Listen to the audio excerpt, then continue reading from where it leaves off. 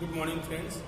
मैं आपके लिए आज एक इम्पॉर्टेंट टॉपिक डिस्कस करने चल रहा हूँ। Cell, electromagnetic force and internal resistance of the cell, यानी कि यह तीन टॉपिक बहुत इम्पॉर्टेंट है।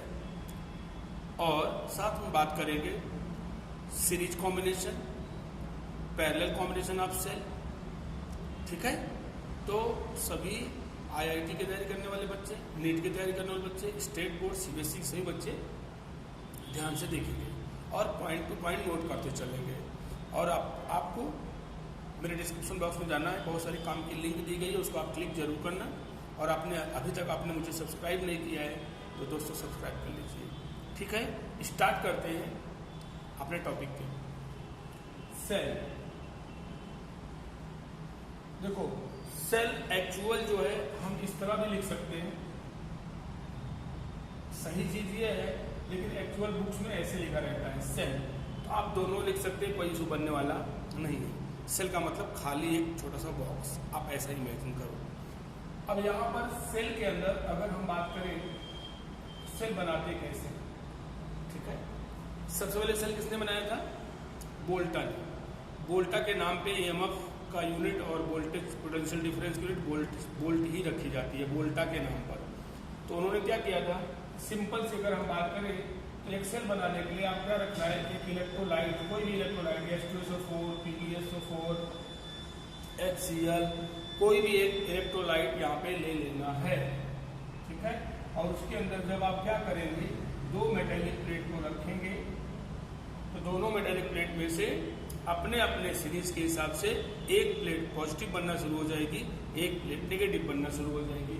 आपको ये ध्यान रखना है, एक प्लेट पॉजिटिव बनेगी, एक प्लेट नेगेटिव बनेगी। ऐसा क्यों होता है? दरअसल जब हम दो मेटेलिक प्लेट को इलेक्ट्रोलाइट के अंदर रखते हैं दोस्तों, तो होता क्या है, केमिकल रिएक्शन शुरू हो जाती है, और केमिकल रिएक्शन होने के बाद एक अंदर फोर्स जनरेट होता है, जिसको बोलते हैं non electrolyte force, non electric force बोल सकते हैं, इलेक्ट्रोलाइट बोल सकते हैं, नॉन इलेक्ट्रिक फोर्स भी बोल सकते हैं। ठीक है, दोनों बोल सकते हैं। इसको हम F से शो करेंगे। किससे शो करेंगे दोस्तों? F से।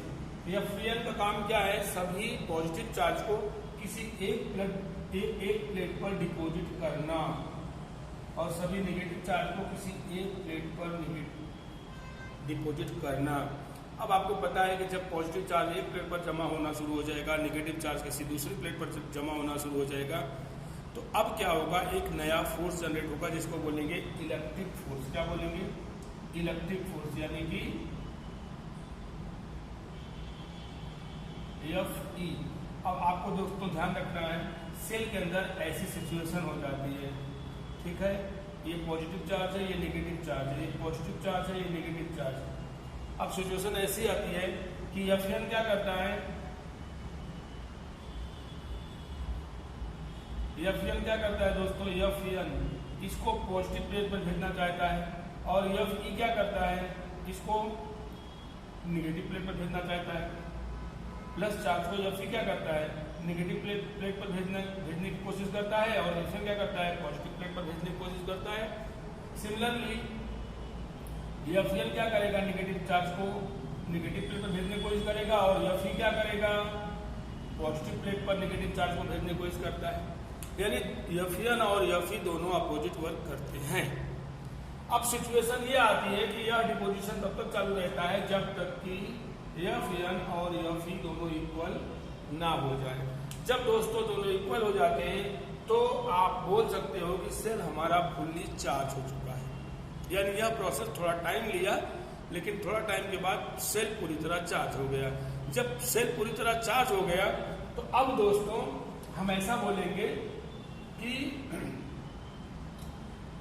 ना तो कोई नेगेटिव चार्ज नेगेटिव प्लेट पर जाएगा, ना तो कोई पॉजिटिव चार्ज पॉजिटिव प्लेट पर जाएगा, यानी कि आना जाना रुक जाएगा। चार्ज का जो ट्रांसफर हो रहे थे चार्ज, वो अब स्टॉप हो चुका है और सेल क्या हो गई है, फुल्ली चार्ज।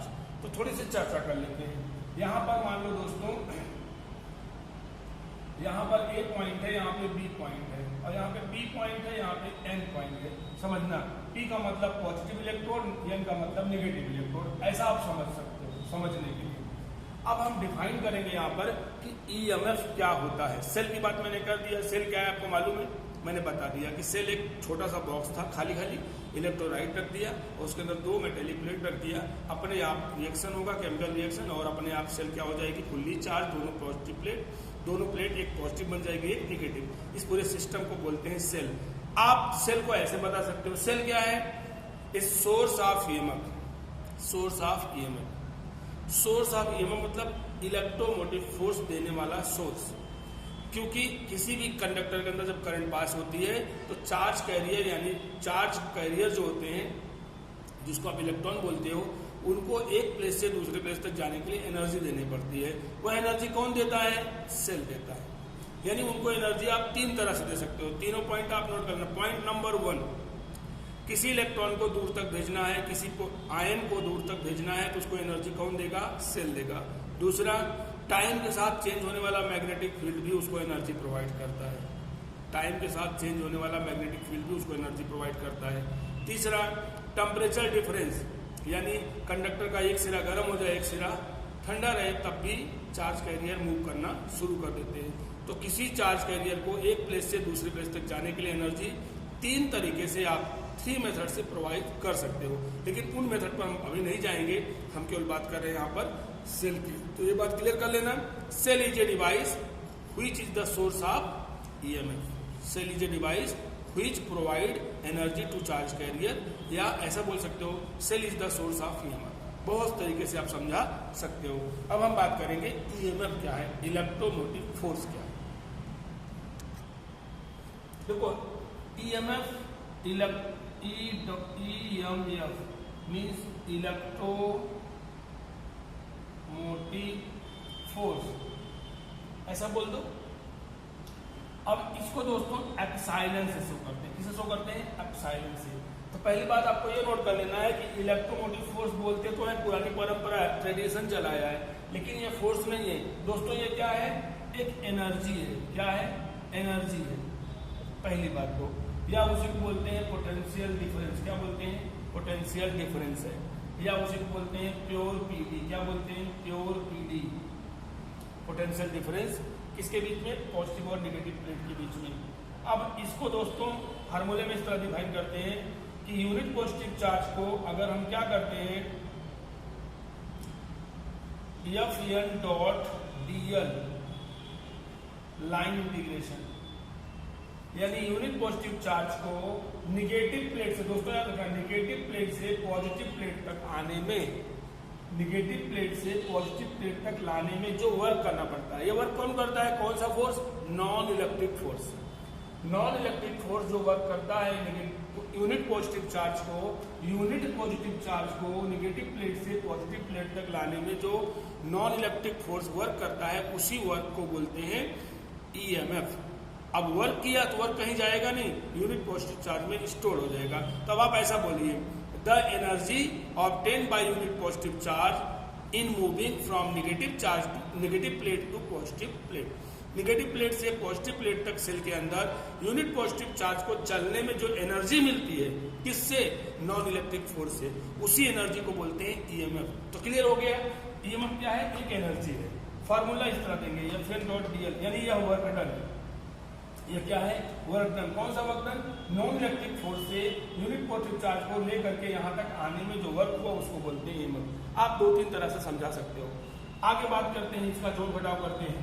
चलो देखो, यहां से लेकर के आप P से शुरू करो, P से लेकर के A तक जो पोटेंशियल डिफरेंस है उसको बोलेंगे B, ठीक है।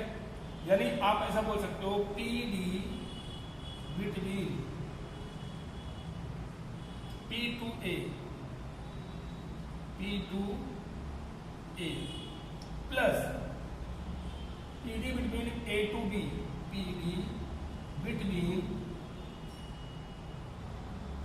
A to B। ए से बी की पोटेंशियल डिफरेंस कितना है, plus PD between B to N. यानी अब ईएमएफ को हमने 3 पार्ट डिवाइड कर दिया। P से A तक पोटेंशियल डिफरेंस कितना है, A से B के बीच कितना है और B से N के बीच कितना है, वही पोटेंशियल डिफरेंस। कुल मिला के क्या मिला, P और N के बीच डिफरेंस कितना है, इसको हम क्या बोलेंगे, एप्सिलॉन क्या मिला, potential difference between P to N। Simple भाषा में P से N के बीच जितना पोटेंशियल डिफरेंस है उसी को बोलते हैं ईएमएफ।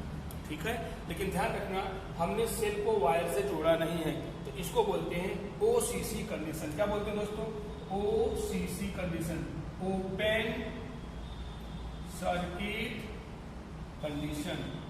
यानी कि ओपन सर्किट कंडीशन में जो P और A के बीच ईडी होगा, पोटेंशियल डिफरेंस होगा, उसी को बोलेंगे क्या, ईएमएफ। अभी मैंने ईएमएफ की 2, 3, 4 तरह से क्लेरिफिकेशन कर दिया। अब हम टॉपिक को आगे बढ़ाते हैं।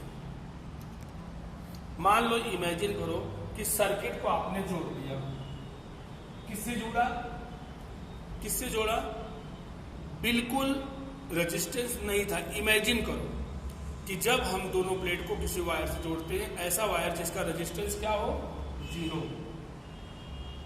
ठीक है, तो अब होता क्या है, करंट पास हो जाने के बाद जो पोटेंशियल डिफरेंस रह जाता है प्लेट के बीच में, उसको बोलते हैं टर्मिनल वोल्टेज। क्या बोलते हैं, टर्मिनल वोल्टेज। करंट जब पास होगी तो उसको बोलेंगे टर्मिनल वोल्टेज। यानी ओपन सर्किट कंडीशन में जो पोटेंशियल डिफरेंस था उसको ईएमएफ बोल दिया, करंट पास हो गई तो बोलेंगे टर्मिनल वोल्टेज। यानी पहले से थोड़ा वोल्टेज में कमी आती, कमी कितना आती है उसकी बात कर लेते हैं। टर्मिनल वोल्टेज तो दोस्तों 20 से दिखाएंगे, तो टोटल डिफरेंस पहले कितना था, एप्सिलॉन था, दोनों इक्वल तो रहने गया, इसमें कमी आई, कितना कमी आई इसमें, आई आर कितना। ये आर क्या है, इंटरनल रेजिस्टेंस। क्या है, internal resistance of the cell. यानी जो इलेक्ट्रॉन यहां से माइनस से प्लस तक जाएगा, फिर प्लस से अंदर आएगा, तो यहाँ नॉन इलेक्ट्रिक फोर्स क्या करेगा, उसको फिर से नेगेटिव प्लेट पर भेज देगा। नेगेटिव, क्योंकि ईएफएन का काम क्या है, नॉन इलेक्ट्रिक फोर्स काम क्या है, सारे नेगेटिव चार्ज कैरियर को कहां भेजना है, नेगेटिव प्लेट पर। तो जब ये भेज देगा तो इलेक्ट्रॉन चलता है, तो positive ion negative ion cell के अंदर पहले से है इलेक्ट्रोलाइट के, तो उनसे उनका कोलिजन होता है। उस कोलिजन से जो वोल्टेज में कमी आती है, यानी जो कोलिजन होगा उनकी थोड़ी एनर्जी हीट एनर्जी में कन्वर्ट होगी। इसलिए याद रखना, जब सेल से करंट लेते हैं, सेल को यूज करते हैं, सेल गर्म हो जाता है, क्योंकि इलेक्ट्रिकल एनर्जी हीट एनर्जी में कन्वर्ट होती है। तो जो वोल्टेज में कमी आई, यानी जो एनर्जी में कमी आई, वह इतना कमी आई सेल के अंदर, आर क्या बोलते हैं, इंटरनल रेजिस्टेंस। यानी the resistance of electron in the electrolyte of the cell. Internal resistance is the resistance of electron in the electrolyte of the cell. V equal to epsilon minus I R. अब imagine करो दोस्तों, हमने एक ऐसा wire जोड़ा जिसका resistance R है। अब वायर ऐसा ले लिया, जो रेजिस्टेंस है उसका रेजिस्टेंस कितना है दोस्तों, R रेजिस्टेंस वाला वायर मैंने जोड़ दिया। तो क्या होगा, ओहम्स लॉ लगाओगे। ओहम्स लॉ क्या बोलता है, V equal to I into R। ठीक है, तो अब इन दोनों बातों को आप दोस्तों यहां रखेंगे तो क्या आएगा, I R equal to epsilon minus I R. अब आप यहां से I R plus I R इकट्ठा कर दो, उधर आएगा एप्सिलॉन। तो दोस्तों आई कॉमन ले लो, तो क्या आएगा, R plus R is equal to epsilon. ठीक है, तो दोस्तों यहां से आई कितना आएगा, epsilon upon R plus small R. ये हो गया एक फार्मूला। इसका फार्मूला दोस्तों हो गया कि कितना करंट पास होगी जब एक्सटर्नल रेजिस्टेंस प्रेजेंट होगा सर्किट में। ठीक है, तो यहां मैंने 3 बातें किया, ईएमएफ की बात किया, टर्मिनल वोल्टेज की बात किया और इंटरनल रेजिस्टेंस की बात किया। दोस्तों ये पूरा सेल का मैकेनिज्म था। अब हम बात करते हैं दोस्तों, 1 सेल, 2 सेल, 3 सेल, 4 सेल जब सीरीज में पैरेलल में जोड़ी जाएगी तो उनका ईएमएफ कितना होता है और उनका इंटरनल रेजिस्टेंस किस तरह जुड़ता है।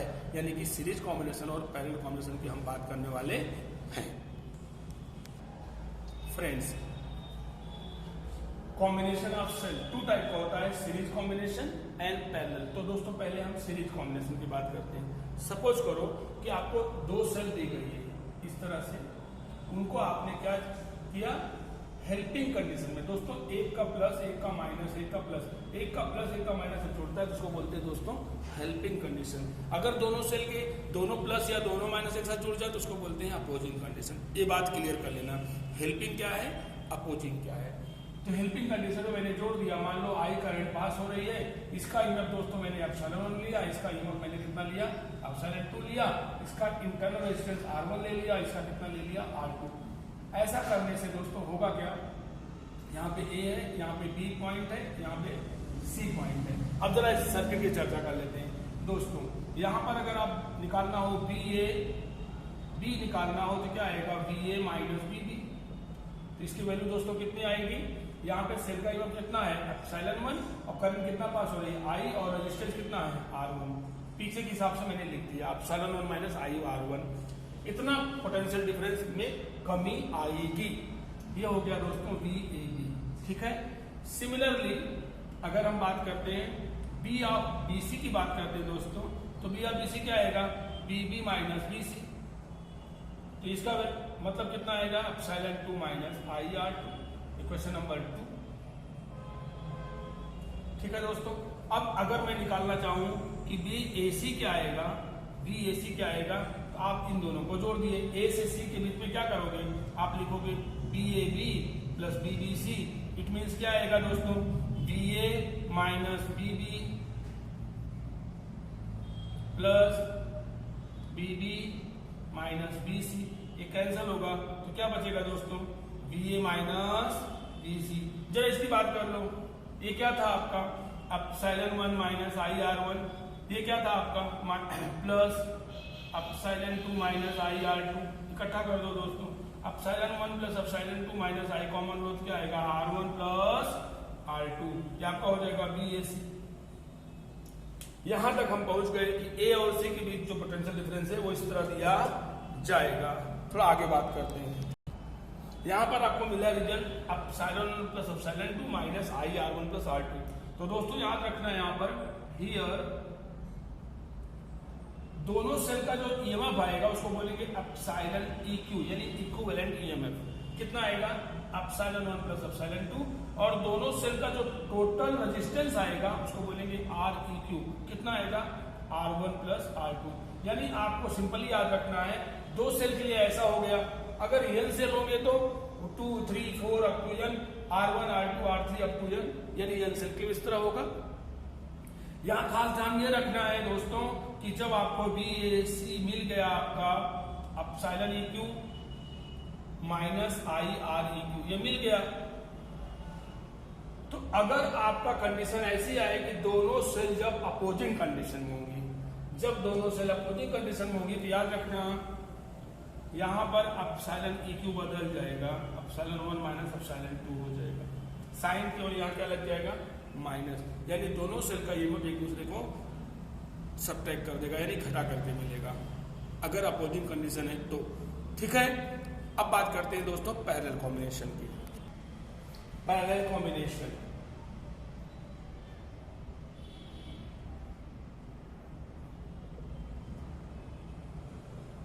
क्या आएगा दोस्तों, अगर हमने यहां पे एक सेल यहां पे लगा दिया, एक सेल यहां पे लगा दिया, दोनों को जोड़ दिया, मान लो I करंट पास हो रही है, यहां ले लेते हैं I1 करंट आएगी और यहां ले लेते हैं I2 करंट आएगी। इसका एप्सिलॉन ले लेते हैं 1, एप्सिलॉन 2, इसका रेजिस्टेंस R1, इसका रेजिस्टेंस R2। दोनों सेल को देखिए मैंने पैरेलल में कनेक्ट कर दिया है। इस पॉइंट को नाम देंगे A, इस पॉइंट को नाम देंगे हम C। एक को A नाम देंगे, एक को C नाम देंगे दोस्तों, और यहाँ पर हमारा पॉइंट है B1, यहाँ पे पॉइंट क्या है, B2।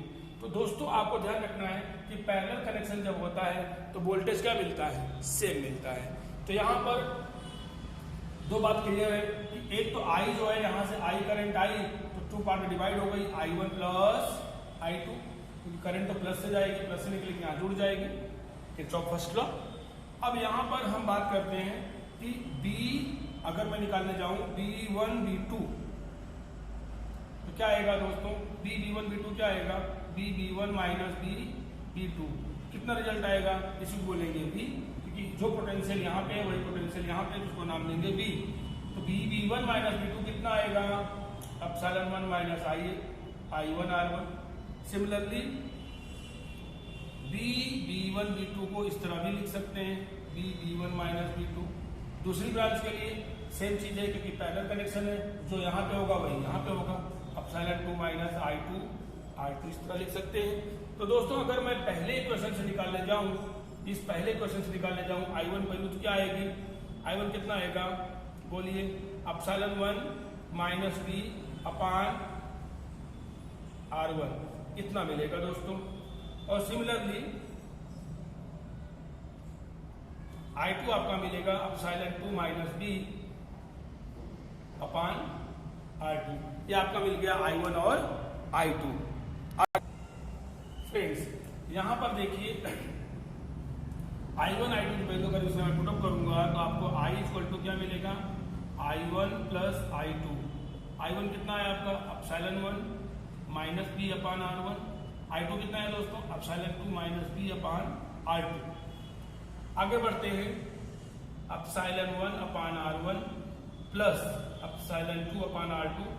मैंने क्या किया, एप्सिलॉन 1 एप्सिलॉन 2 को इकट्ठा कर दिया, यहाँ माइनस है यहाँ माइनस, माइनस कॉमन लो तो अंदर क्या आएगा दोस्तों, B कॉमन ले लीजिए, माइनस B कॉमन लीजिए तो अंदर क्या आएगा, 1 अपान R1 प्लस 1 अपान R2। एक अच्छा रिजल्ट मिल गया। अगर दो सेल है तो उनका ईएमएफ क्या मिलेगा, 1/1 2/2 1/R1 1/R2। तो यहाँ पर हम चर्चा करते हैं कि एप्सिलॉन को शो कैसे करेंगे। तो ऐसे अगर लिखना हो दोस्तों तो यहाँ पर एप्सिलॉन EQ लिखा जाएगा, एप्सिलॉन 1 अपान R1 एप्सिलॉन 2 अपान R2, ठीक है। और REQ लिखा जाएगा, 1 अपान REQ लिखा जाएगा, 1 अपान R1 1 अपान R2। ये हो गया 2 सेल लिए गए। तो अगर n सेल लेते हो तो फॉर n सेल कितना आएगा, फॉर n सेल कितना आएगा, एप्सिलॉन EQ आएगा आपका 1 upon 1 2 upon 2 3 upon 3 up to epsilon n upon Rn। और 1 अपान REQ कितना आएगा, 1 अपान R1 1 अपान R2 1 अपान R3 1 अपान Rn। इस तरह आप इंटरनल रेजिस्टेंस को शो कर सकते हो n सेल के लिए। तो दोस्तों ये हो गया पैरेलल कॉम्बिनेशन, और मैंने पहले बताया सीरीज कॉम्बिनेशन। इस तरह दोस्तों सीरीज और पैरेलल को हमने अगर मिलाकर देखा जाए तो इस तरह आपका ये टॉपिक पूरा हो जाता है। तो मैंने क्या सिखाया आपको, सेल सिखाया। सेल क्या है, सोर्स ऑफ ईएमएफ। ईएमएफ क्या है, एक वन टाइप की एनर्जी है। फिर हमने बात किया इंटरनल रेजिस्टेंस। इंटरनल रेजिस्टेंस क्या है कि इलेक्ट्रॉन जब करंट पास होती है तो इलेक्ट्रॉन इलेक्ट्रोलाइट के अंदर जिस रेजिस्टेंस को फेस करता है उसी रेजिस्टेंस को बोलते हैं इंटरनल रेजिस्टेंस। और फिर हमने बात किया दोस्तों टर्मिनल वोल्टेज की, कि जब करंट पास हो रही हो सेल के अंदर तो स्टार्टिंग में ओसीसी कंडीशन में जो पोटेंशियल डिफरेंस था दोनों प्लेट के बीच में, और करंट पास हो जाने के बाद जो कमी आई उस घटने वाले पोटेंशियल डिफरेंस को, कम हो जाने वाले पोटेंशियल डिफरेंस को बोलते हैं टर्मिनल वोल्टेज, ठीक है। फिर हमने बात किया दोस्तों हेल्पिंग कंडीशन क्या है और अपोजिंग कंडीशन क्या है। दो सेल को जब जोड़ते हैं, दोनों का प्लस या दोनों का माइनस जोड़ते हैं तो उसको बोलते हैं अपोजिंग कंडीशन, और एक सेल का प्लस और एक सेल का माइनस जोड़ते हैं दोस्तों तो उसको बोलते हैं हेल्पिंग कंडीशन। यानी हेल्पिंग कंडीशन में दोनों के वोल्टेज जुड़ जाते हैं और ईएमएफ जुड़ जाते हैं, और अपोजिट कंडीशन में दोनों के ईएमएफ घट जाते हैं। तो अब आपसे एक प्रश्न है कि जो टॉर्च की सेल होती है या रिमोट की जो सेल होती है, दो सेल आप जोड़ते हो तो उसको किसमें जोड़ते हो, अपोजिंग या हेल्पिंग? इसका आंसर है हेल्पिंग। आप अपोजिंग जोड़ के देखना, ठीक है, टॉर्च चलेगी ही नहीं। आप अपोजिंग जोड़ के देखना, रिमोट काम ही नहीं करेगा, ठीक है। तो यह आपको मैंने समझाया अच्छी तरह, ठीक है दोस्तों। आपने मुझे सब्सक्राइब नहीं किया है तो सब्सक्राइब कर लेना, और मेरे डिस्क्रिप्शन बॉक्स में जरूर जाना, एक बार चेक करना, बहुत सारी काम की लिंक दी गई है, ठीक है। मिलते हैं नई वीडियो के साथ, तब तक के लिए जय हिंद जय भारत।